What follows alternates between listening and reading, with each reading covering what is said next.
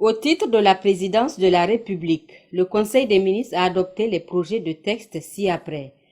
Projet d'ordonnance relative à la mobilisation générale pour la défense de la patrie. Le présent projet d'ordonnance a pour objet de déterminer les modalités d'organisation, de préparation et de mise en œuvre de la mobilisation générale.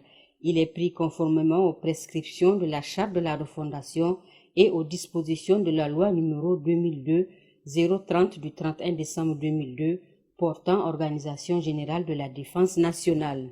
Il détermine les rôles et responsabilités des différentes composantes de la nation dans l'organisation, la préparation et la mise en œuvre de la mobilisation générale pour la défense de la patrie.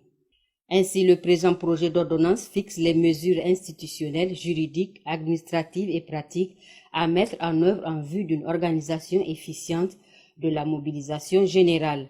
À cet égard, peuvent être réquisitionnés pendant la mobilisation générale les personnes, les biens et les services pour contribuer à la défense de la patrie dans le respect de la législation et de la réglementation en vigueur et des dispositions de la présente ordonnance. Tout citoyen est tenu au respect des dispositions et des mesures relatives à la mobilisation générale, notamment répondre immédiatement à l'ordre d'appel ou de rappel, répondre sans délai à l'exécution des mesures de la défense de la patrie, se soumettre à la réquisition, se conformer aux dispositions prises par les autorités compétentes, s'abstenir de communiquer et d'échanger, notamment à travers les technologies modernes ou tout autre moyen pouvant faire obstacle à la mobilisation générale ou influer négativement sur sa mise en œuvre. Informer les autorités publiques compétentes, surtout ressortissants de pays hostiles se trouvant sur le territoire national et sur tous les faits et actes pouvant entraver l'exécution de l'opération de mobilisation générale. Ces différentes mesures et actions sont dictées par la nécessité de préserver l'intégrité du territoire national, la souveraineté de l'État, de protéger les populations, les institutions et les intérêts vitaux de l'État contre toute menace intérieure ou extérieure. Il est prévu une sensibilisation citoyenne en vue de contribuer à la consolidation du sentiment patriotique, à la prise de conscience du rôle à jouer par les citoyens en matière de mobilisation générale et à la mise en évidence de leurs devoirs à l'égard de la patrie. Projet de décret accordant le bénéfice des avantages du régime conventionnel du Code des investissements à la société DHI Technologies SA pour son activité d'assemblage d'équipements électroniques multimédia et de formation aux technologies de l'information dans la commune rurale de Hamdallah, département de Kolo, région de Tillabéri. Le bénéfice des avantages du régime conventionnel du Code des investissements a été accordé à la société DHI Technologies SA dans le cadre de l'exécution de son projet de construction dans la commune rurale de Hamdallah, département de Kolo, d'une usine destinée à l'assemblage des équipements électroniques multimédia au vu de la commercialisation. La société s'engage à investir la somme de 2 937 309 416 francs CFA hors taxes et hors fonds de roulement dans un délai maximum de 36 mois et à créer 275 emplois permanents. La réalisation de ce projet contribuera à la réduction du taux de chômage d'une part et à booster le développement économique de notre pays d'autre part. Au titre du ministère de l'Intérieur, de la Sécurité publique et de l'administration du territoire, le Conseil des ministres a adopté les projets de texte ci-après. Projet d'ordonnance portant institution d'un organe dénommé Conseil national de la chefferie traditionnelle du Niger, CNCT, et fixant ses missions. La chefferie traditionnelle représente un maillon essentiel de la gouvernance locale, de la cohésion sociale, de la médiation, de la régulation sociale et de la préservation des identités culturelles. Dans le cadre de la refondation, la chefferie traditionnelle constitue un repère de notre histoire et une source de fierté nationale. En vue de promouvoir la participation structurée des chefs traditionnels au processus de gouvernance et de développement, le présent projet d'ordonnance institue le Conseil national de la chefferie traditionnelle du Niger en tant qu'organe national de représentation et de concertation de la chefferie traditionnelle. Le CNCT aura pour mission principale de représenter l'ensemble des chefs traditionnels au niveau national Formuler des avis et des recommandations sur les questions touchant à la vie sociale, à la sécurité, à la cohésion, au conflit communautaire, à la décentralisation et à la culture. Servir de cadre de dialogue permanent entre l'État et les autorités coutumières. Promouvoir et préserver les valeurs socio-culturelles fondatrices de l'unité nationale. La création de cette institution répond à la nécessité pour l'État de conférer à la chefferie traditionnelle la place qui est la sienne dans l'histoire de notre pays et consacre en même temps sa reconnaissance comme partenaire légitime et structuré de l'État dans la quête de la paix, de la justice sociale et du développement. Projet de décret portant réglementation du e-passeport nigérien AES ordinaire et du e-passeport nigérien AES de service, dans le but de favoriser l'intégration sous-régionale à travers l'harmonisation des documents de voyage et d'identité. Il est institué un passeport électronique avec les caractéristiques et spécifications techniques communes à la Confédération. Il s'agit de passeports électroniques ayant des caractéristiques et des spécifications communes aux 3 États membres de la Confédération de l'AES. Le présent projet de décret vise ainsi à faciliter la libre circulation des personnes au moyen de documents de voyage sécurisés. Il détermine les conditions d'établissement, de délivrance et de renouvellement des e-passeports ordinaires et de service ainsi que les cas dans lesquels ces documents sont refusés, retirés ou annulés. Projet de décret instituant une carte nationale d'identité biométrique AES en République du Niger. La carte nationale d'identité biométrique AES est une carte à puce électronique multifonction. Le présent projet de décret s'inscrit dans la dynamique des États membres de l'AES d'harmoniser les documents de voyage et d'identité dans la Confédération AES afin de faciliter l'intégration des peuples. Le présent projet de décret vise donc à faciliter la libre circulation des personnes au moyen d'un titre sécurisé. Dans son contenu, le projet de décret rend obligatoire la carte nationale d'identité biométrique pour tout citoyen nigérien âgé de 15 ans révolus. Il détermine également les conditions d'établissement et de délivrance de cette carte et fixe les sanctions applicables en cas de non-respect de cette obligation. Projet de décret fixant les modalités d'application de l'ordonnance numéro 2025-02 du 13 janvier 2025 relative à l'entrée et au séjour des étrangers au Niger. Le présent projet de décret apporte des précisions sur les conditions d'entrée et de séjour des étrangers fixées par l'ordonnance numéro 2025-02 du 13 janvier 2025. Il prévoit les mesures administratives pouvant être prises à l'encontre de certaines personnes en situation irrégulière vis-à-vis de la réglementation, notamment la rétention administrative, le rapatriement et la reconduite aux frontières. Au titre du ministère de la Santé et de l'Hygiène publique, le Conseil des ministres a adopté les projets de texte ci-après. Projet de décret portant création d'un établissement public à caractère scientifique, culturel et technique dénommé École nationale de santé publique d'Amour Zika de Niamey, en abrégé NSPDZ. Projet de décret portant approbation des statuts de l'École nationale de santé publique d'Amour Zika de Niamey. Projet de décret portant création d'un établissement public à caractère scientifique, culturel et technique dénommé École nationale de santé publique d'Agadez, en abrégé NSPAZ. Projet de décret portant approbation des statuts de l'École nationale de santé publique d'Agadez. Projet de décret portant création d'un établissement public à caractère scientifique, culturel et technique dénommé Institut de santé publique de Niamey, en abrégé ISP. Projet de décret portant approbation des statuts de l'Institut de santé publique de Niamey, ISP.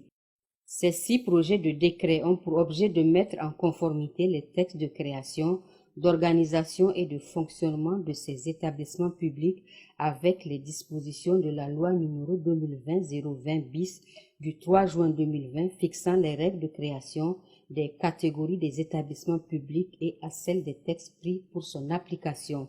Il permet ainsi aux écoles nationales de santé publique de Niamey et d'Agadez et à l'Institut de santé publique de Niamey de disposer d'un cadre juridique mis à jour pour permettre de mieux accomplir leur mission. Au titre du ministère des Transports et de l'Aviation civile, le Conseil des ministres a adopté le projet de décret fixant les modalités de gestion du Fonds national de développement des sous-secteurs fluviaux et maritimes. Le présent projet de décret est pris en application du règlement de l'UEMOA numéro 02/2008 du 28 mars 2008 relatif au transport maritime qui a prévu la création d'un fonds national de développement des sous-secteurs fluviaux et maritimes. Ce fonds servira exclusivement à financer le développement du sous-secteur maritime, fluvial et lagunaire, notamment les dépenses d'investissement, d'équipement et de fonctionnement de l'autorité maritime, les contributions de l'État au niveau de certaines organisations maritimes sous-régionales et internationales, l'appui au développement du sous-secteur des transports maritimes, fluviaux et lagunaires. L'alimentation du fonds est assurée au moyen notamment de la redevance due par les armateurs communautaires et étrangers exploitant un service de transport international. Au titre du ministère de l'Équipement et des Infrastructures, le Conseil des ministres a adopté les projets de texte ci-après. Projet de décret portant acte de cessibilité des propriétés à exproprier dans le cadre des travaux d'aménagement de la RN1 Est, sortie vers Dosso, du PK 0+00 rond-point aéroport au PK 10 poste de péage, y compris la construction du pont de Soreille et l'aménagement de 2 rocades, à savoir les rocades nord reliant la RN1 Est à la RN25 route Filengue et sud reliant la RN1 Est à la RN31 Liboré. Les travaux d'aménagement de ces routes ont été déclarés d'utilité publique suivant le décret numéro 2024-797 du 31 décembre 2024. Dans le cadre de la réalisation de ces travaux, plusieurs propriétés privées seront affectées avec, dans certains cas, des démolitions d'immeubles bâtis dans la traversée du 4e arrondissement communal de Niamey et la commune rurale de Liboré. Ces biens ont été recensés à l'occasion d'une enquête publique et les coûts d'indemnisation seront pris en charge par l'État. Le présent projet de décret a donc pour objet de rendre cessibles ces propriétés au profit de l'État en vue de leur expropriation conformément à la loi. Projet de décret déclarant d'utilité publique les travaux de construction et de réhabilitation des routes rurales ainsi que les sites d'extraction des matériaux nécessaires à la réalisation des travaux dans les régions d'Agadez, de Dosso, de Maradi, de Niamey, de Tawa et de Tillabéri. La réalisation des routes rurales dans les régions d'Agadez, de Dosso, de Maradi, de Niamey, de Tawa et de Tillabéri permettra de faciliter l'écoulement des productions agropastorales, accroître la mobilité entre les zones rurales et les grands centres, accroître la sécurité des usagers, réduire le temps et les coûts de transport, améliorer les conditions de vie des populations, contribuer à la création d'emplois. Les travaux de construction de ces routes entraîneront des empiètements sur les propriétés privées dans la traversée des localités concernées.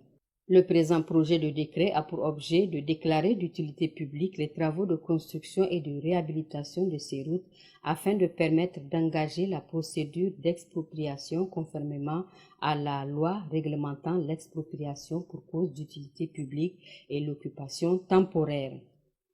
Projet de décret portant acte de cessibilité des propriétés à exproprier dans le cadre des travaux d'aménagement et de bitumage de la route Hamdara-Ouacha-Dungas frontière Nigeria. Les travaux de réhabilitation de la route Hamdara-Ouacha-Dungas frontière Nigeria ont été déclarés d'utilité publique suivant le décret numéro 2021-195 du 19 mars 2021. Dans le cadre de la réalisation de ces travaux, plusieurs propriétés privées seront affectées avec, dans certains cas, des démolitions d'immeubles bâtis. Ces biens ont été recensés à l'occasion d'une enquête publique et les coûts d'indemnisation seront pris en charge par le projet intégré de désenclavement des zones de production transfrontalière Hamdara-Ouacha-Dungas, frontière Nigeria, conformément à l'accord du prêt. Le présent projet de décret a donc pour objet de rendre cessibles ces propriétés au profit de l'État en vue de leur expropriation conformément à la législation en vigueur. Au titre du ministère des Mines, le Conseil des ministres a adopté le projet de décret modifiant le décret numéro 2022-850-PRN-MM du 3 novembre 2022 portant transfert du permis de grande exploitation minière d'uranium INBUCAT détenu par la société Global Atomic Fuels Corporation à la société des mines de Dassa Somida SA. À travers cette modification, le présent projet de décret consacre la dénomination de la société qui prend l'appellation Société minière de Dassa, conformément à son inscription au registre du commerce et du crédit mobilier et au registre communautaire régional. Au titre du ministère de l'Agriculture et de l'Élevage, le Conseil des ministres a adopté le projet de décret déclarant d'utilité publique le site de construction d'un barrage et ses ouvrages connexes à Kwara-Foga dans la commune rurale de Badaguichiri, département d'Ilela, région d'Ottawa. Dans le cadre du programme Petite irrigation et sécurité alimentaire phase 2, PISA 2, il est prévu la construction de plusieurs barrages dont celui de Kaurafoga. L'objectif principal du programme est la mobilisation de l'eau pour l'irrigation afin d'accroître la productivité agricole, les revenus des agriculteurs et des éleveurs et d'améliorer l'utilisation durable des ressources naturelles, contribuant ainsi à la sécurité alimentaire. Les travaux de construction du barrage et de ses ouvrages connexes emporteront diverses pertes de biens et de revenus pour les personnes affectées par le projet. La construction du dit barrage nécessite que le site concerné soit déclaré d'utilité publique afin de permettre d'engager la procédure d'expropriation conformément à la loi réglementant l'expropriation pour cause d'utilité publique et l'occupation temporaire. C'est l'objet du présent projet de décret.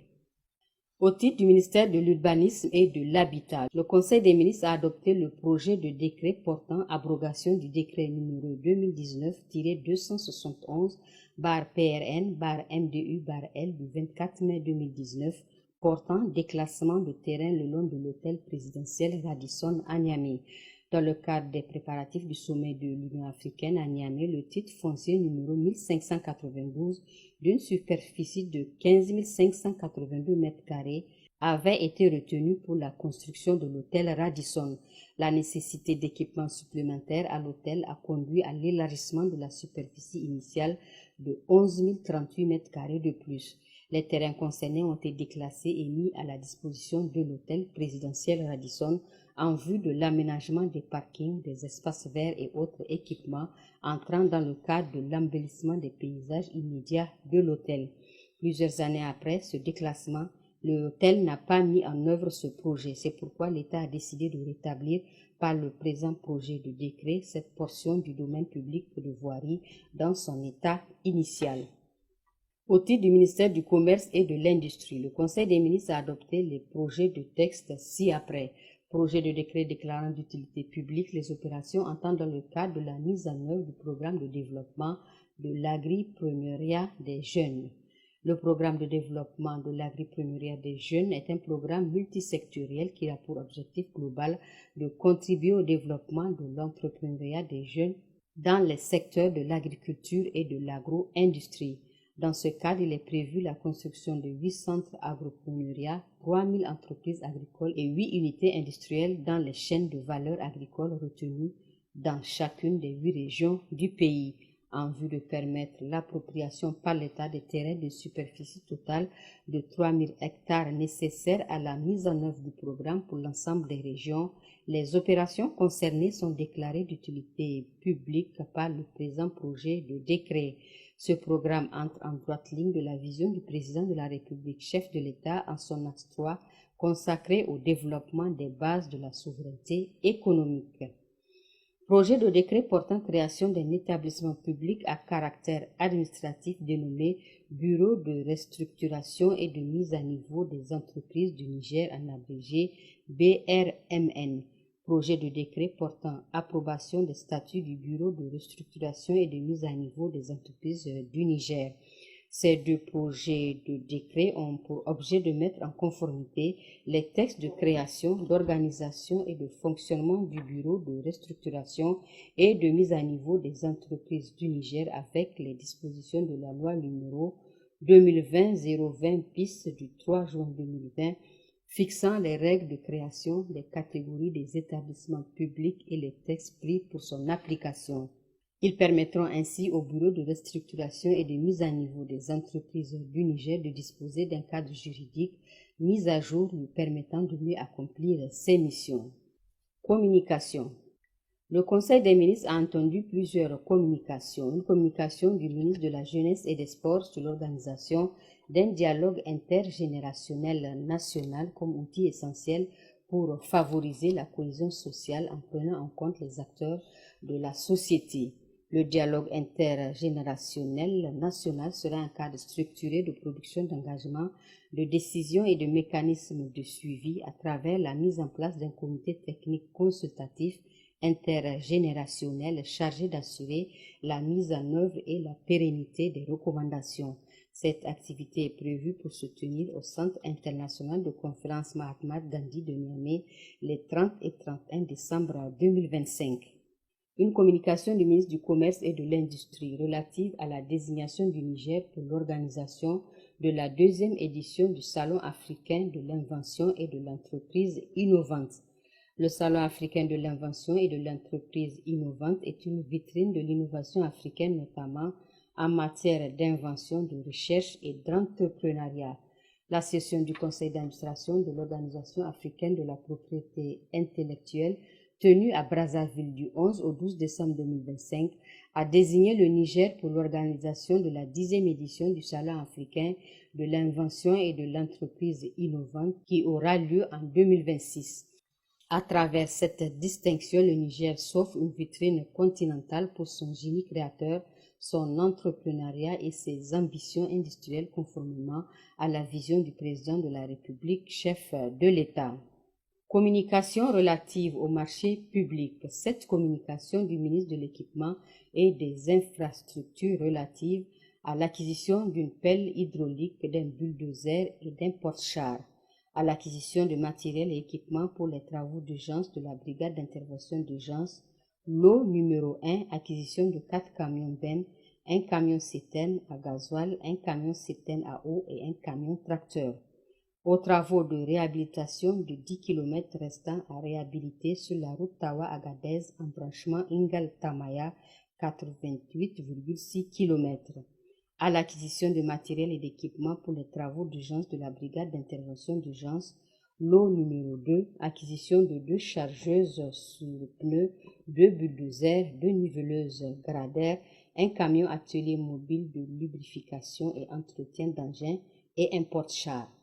À l'acquisition de matériel et d'équipements pour les travaux d'urgence de la brigade d'intervention d'urgence, lot numéro 3, acquisition de 8 véhicules 4x4 type pick-up double cabine, aux travaux d'aménagement et de bitumage des voiries des villes secondaires, au recrutement d'un consultant pour les prestations de contrôle et de surveillance des travaux d'aménagement et de bitumage des voiries des villes secondaires.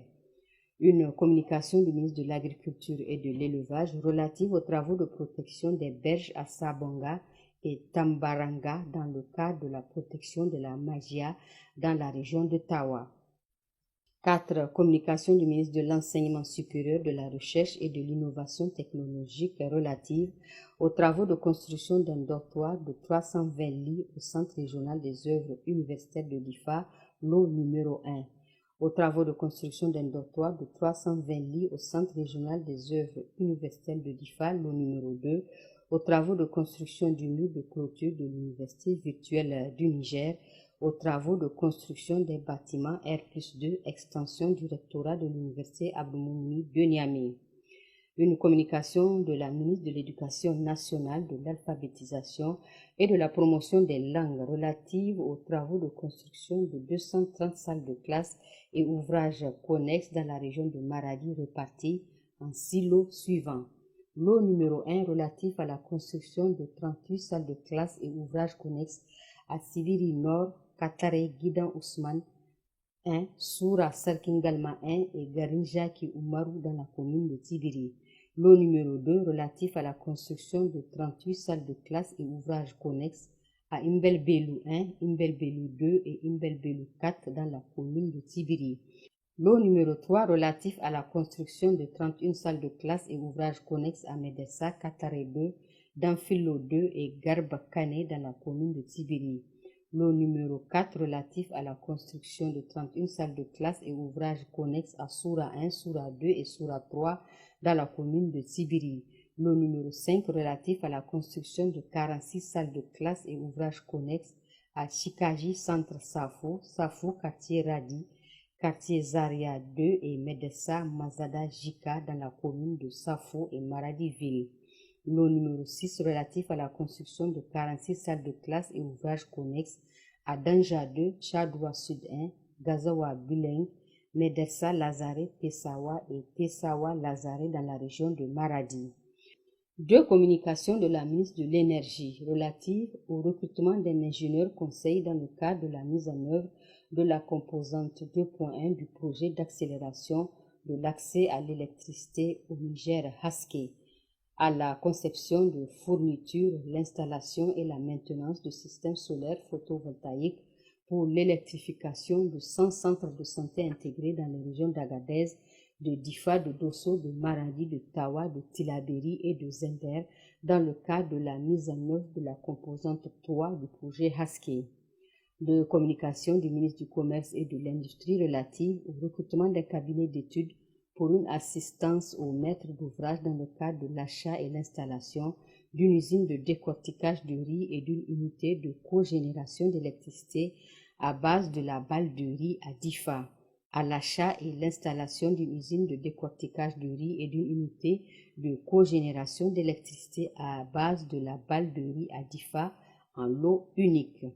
Ces communications relatives au marché public sont faites à titre d'information conformément aux dispositions de l'arrêté numéro 18/PM/ARCOP du 18 janvier 2023 fixant les seuils dans le cadre de la passation des marchés publics qui dispose en son article 13 alinéa 1er que tout achat public dont le montant est égal ou supérieur à 300 millions de francs CFA hors taxe sur la valeur ajoutée doit faire l'objet d'une communication préalable en Conseil des ministres de la part du ministre en charge du secteur concerné. L'ordre du jour étant épuisé, le président de la République, chef de l'État, a levé la séance.